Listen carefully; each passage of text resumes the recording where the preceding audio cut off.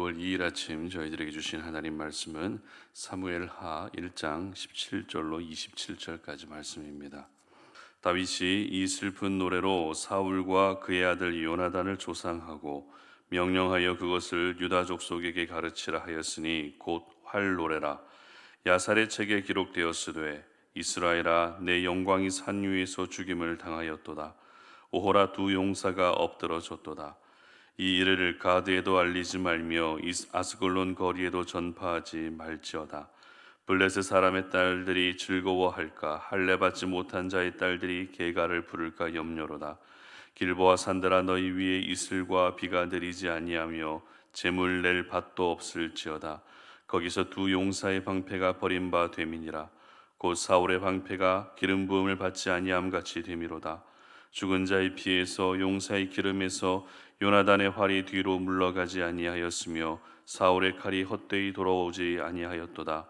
사울과 요나단이 생전에 사랑스럽고 아름다운 자이러니 죽을 때에도 서로 떠나지 아니하였도다. 그들은 독수리보다 빠르고 사자보다 강하였도다. 이스라엘 딸들아 사울을 슬퍼하여 울지어다. 그가 붉은 옷으로 너희에게 화려하게 입혔고 금놀이개를 너희 옷에 채웠도다. 오호라 두 용사가 전쟁 중에 엎드러졌도다. 요나단이 내 산 위에서 죽임을 당하였도다. 내 형 요나단이여 내가 그대를 애통함은 그대는 내게 심히 아름다움이라. 그대가 나를 사랑함이 기이하여 여인의 사랑보다 더하였도다. 오호라 두 용사가 엎드러졌으며 싸우는 무기가 망하였도다 하였더라. 아멘. 슬픔을 통해 성장하라라는 제목으로 오늘 아침 말씀 전합니다. 사람이 가질 수 있는 감정을 크게 키로해라. 네 가지 감정이라고 이야기를 합니다. 기쁨의 감정, 분노의 감정, 그리고 슬픔의 감정, 또 즐거움의 감정이 바로 이 네 가지 감정인데요. 여러분은 이 네 가지 감정 중에 별로 느끼고 싶지 않은 감정은 어떤 감정이십니까? 아마 대부분의 성도님들이 슬픔의 감정만큼은 피하고 싶다, 슬픔의 감정만큼은 별로 느끼고 싶지 않다라는 그런 마음을 가지실 것 같습니다. 사실 슬픔의 감정을 좋아하는 분은 아무도 없습니다. 슬프면 눈물도 나고 우울해지고 더 심한 경우에는 삶의 의욕조차 잃어버릴 수 있기 때문에 이 슬픔의 감정만큼은 가능하면 피하고 싶은 마음이 우리 모두에게 있다는 것입니다. 그런데 이 슬픔의 감정은 여러분 언제 주로 찾아오죠? 언제 이 슬픔의 감정이 찾아옵니까? 여러 상황들이 있겠지만 특히 사랑하는 사람을 잃었을 때 이 감정이 많이 찾아오게 되죠. 사랑하는 사람과 헤어져야만 할 때 이 슬픔의 감정이 극심하게 밀려오게 되는 것입니다. 오늘부터 저희들은 사무엘하 말씀을 묵상하게 됩니다. 사무엘상 말씀을 묵상을 마치고 이제는 사무엘하 말씀을 묵상하게 되는데, 이 사무엘하 말씀의 주된 내용은 다윗이 이스라엘의 왕으로서 나라를 어떻게 다스려 가는지를 기록하고 있는 말씀이 바로 사무엘하 말씀입니다. 그 중에서 오늘 본문에 해당되는 사무엘하 1장은 다윗의 슬픔을 기록하고 있는 본문입니다. 이제 곧 왕이 될 사람이 왜 이렇게 슬퍼할 수밖에 없었는지를 우리는 그 이유를 잘 알고 있습니다. 왜 슬퍼할 수밖에 없었습니까? 바로 사울과 요나단의 죽음 소식을 들었기 때문입니다. 어떤 경로를 통해서 이 소식을 듣게 되었는지는 우리가 주일 예배 때 함께 살펴보도록 하겠고요. 다윗은 이렇게 슬픈 소식을 듣자마자 바로 애가를 지어 부릅니다. 애가라는 것은 슬픔의 노래를 의미하는 것이죠. 오늘 다윗의 애가를 보게 되면 본문 곳곳에서 굉장히 슬퍼하고 있는 다윗의 감정을 저희들도 함께 느낄 수 있습니다. 먼저 이 18절 말씀 보시기 바랍니다. 18절입니다. 명령하여 그것을 유다 족속에게 가르치라 하였으니 곧 활노래라. 야살의 책에 기록되었으되. 아멘. 다윗은 사울과 요나단의 죽음을 슬퍼하면서 노래를 부르되 자기 혼자만의 슬픔에 빠져 있지 않았습니다.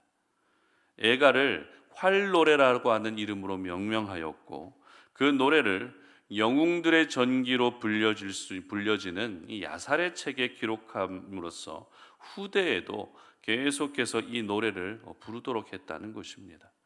다윗이 얼마나 슬퍼했는지를 알 수 있는 부분이죠. 지금 그 순간만 슬퍼한 것이 아니라 후대에도 이 노래를 부르면서 다시 한번 또 슬퍼하고, 또 이스라엘 백성들 역시 이 노래를 부르게 함으로써 또 한번 슬퍼하게 하는 그런 다윗의 간절한 마음들, 이 슬픔을 애도하는 마음이 이 노래 속에 그대로 배어 있는 것입니다. 그리고 특별히 다윗은 요나단의 죽음을 더더욱 슬퍼할 수밖에 없었습니다. 26절 보시기 바랍니다. 내 형 요나단이여, 내가 그대를 애통함은 그대는 내게 심히 아름다움이라. 그대가 나를 사랑함이 기이하여 여인의 사랑보다 더하였도다. 아멘. 저희들은 이 다윗과 요나단의 우정을 이미 잘 알고 있습니다.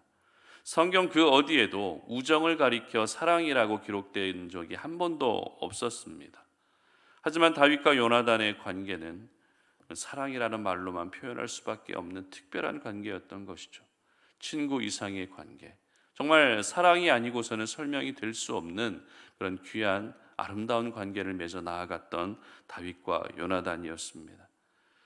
이렇게 너무나도 사랑했던 사람을 잃은 슬픔은 웬만한 가족을 잃은 슬픔보다 더 큰 슬픔으로 다가올 수밖에 없었던 것입니다.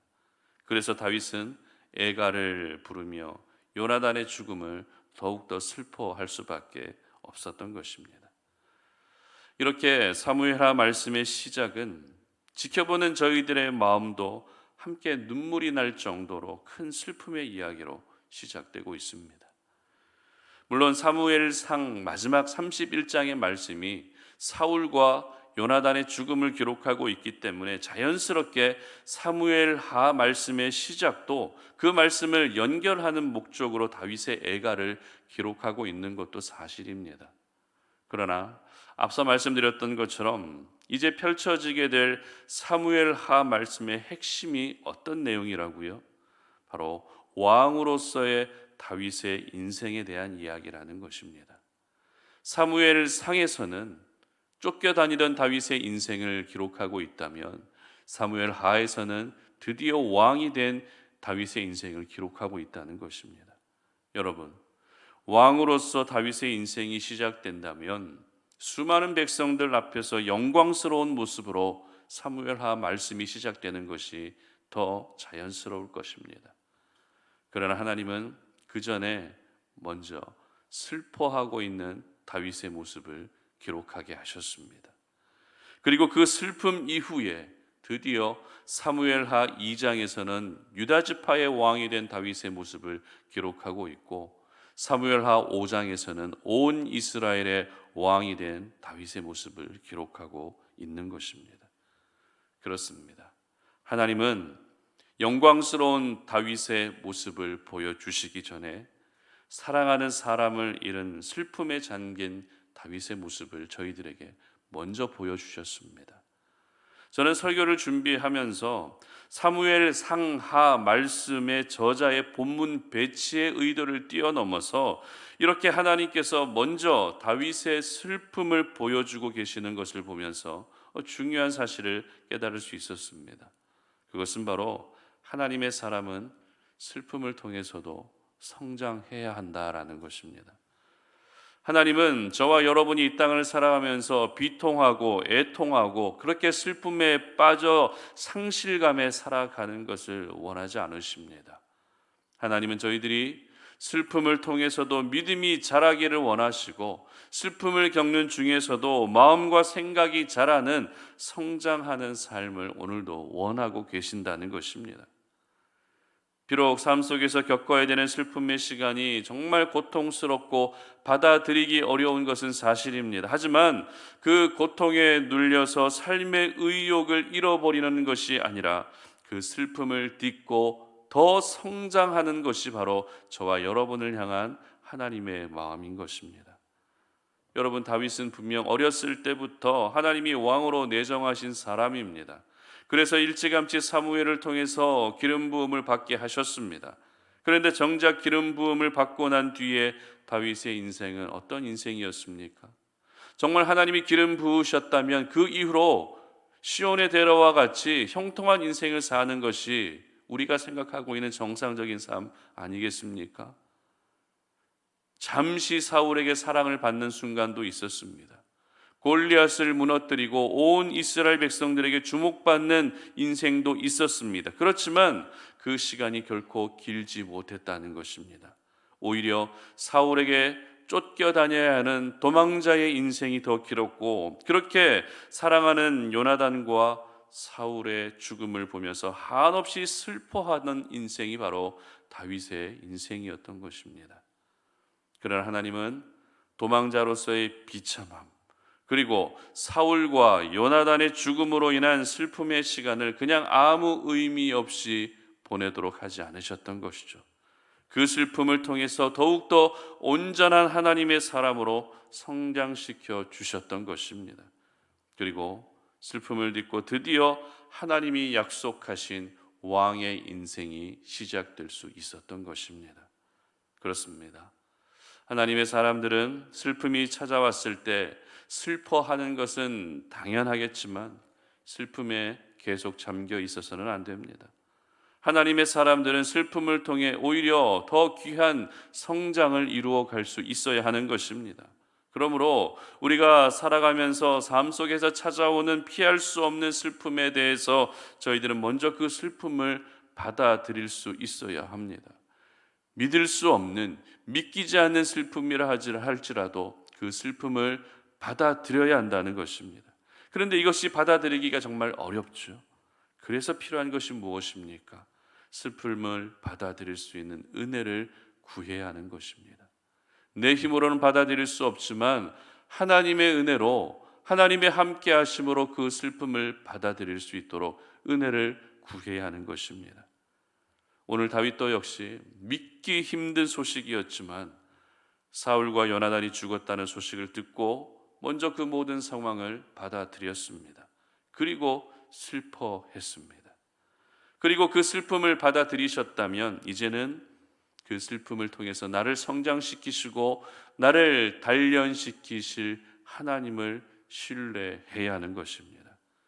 우리 하나님은 저와 여러분이 이 세상 속에서 겪는 모든 슬픔에 대해서 절대 모른 척하지 않으십니다. 여러분이 눈물 흘리고 계시면 우리 하나님도 함께 눈물을 흘리고 계십니다. 여러분이 슬퍼하고 계시다면 우리 하나님도 역시 함께 슬퍼하십니다. 왜냐하면 하나님은 저와 여러분의 아버지이시기 때문이죠. 아버지이시기 때문에 자녀들이 슬퍼하고 있는 그 슬픔에 대해서 함께 슬퍼해 주시는 것입니다. 우리 주변에는 슬픔을 당한 분들 중에서도 다시 그 슬픔을 딛고 아름답게 성장한 분들의 모습을 볼 수 있습니다. 그렇게 성장하기까지 당사자가 가장 힘들었을 것이지만, 그러나 그렇게 성장할 수 있게 해주었던 주변의 어떤 환경이나 사람들이 분명히 있었을 것입니다. 우리 하나님 역시 슬픔 속에 살아가는 당신의 자녀들을 결코 모른 척하지 않으십니다. 어떻게든 그 슬픔을 이겨낼 수 있도록 일하시고 그 슬픔 속에서도 성장할 수 있도록 도와주실 것입니다. 그러므로 우리 성도님들 모두가 슬픔 때문에 무너지지 않으셨으면 좋겠습니다. 슬픔의 시간을 너무 오랫동안 지속하지도 않으셨으면 좋겠습니다. 슬픔 가운데에서도 다시 하나님을 바라보시며 그 슬픔 속에서도 나를 성장시켜 주시는 우리 하나님의 은혜를 경험할 수 있었으면 좋겠습니다. 그래서 슬픔을 딛고 일어선 하나님의 사람, 슬픔을 극복하고 성장을 이룬 그런 귀한 하나님의 사람들이 되시기를 주님의 이름으로 축복합니다. 함께 기도하겠습니다. 하나님 아버지 감사합니다. 오늘도 우리가 주님 말씀 앞에 우리의 모습을 돌아보며 우리가 이 땅 가운데 살아가면서 겪게 되는 여러 가지 모든 슬픔의 상황 속에서도 무너지지 아니하고 그 슬픔을 통해서 오히려 성장할 수 있는 은혜를 간절히 구합니다. 슬픔을 받아들이는 것이 힘들고 그 슬픔 속에서도 다시 하나님을 바라보는 것이 쉽지 않지만, 그러나 우리와 오늘도 함께해 주시고 오늘도 우리의 생각과 우리의 믿음을 다스려 주시어서 슬픔을 통해서도 하나님을 온전히 바라보며 슬픔을 통해서도 내 믿음이 더욱더 성장할 수 있는 그런 귀한 은혜를 우리 하나님 허락하여 주시옵소서. 그래서 나에게 왜 그 슬픔이 왔는지를 돌아보게 하시고 그 슬픔을 통해서도 변함없이 나와 함께 하시고 나를 놓지 않고 계시는 주님의 그런 세밀한 손길을 느낄 수 있는 우리 성도님들의 삶이 되게 하여 주시옵소서. 감사드리며 예수님의 이름으로 기도드립니다. 아멘.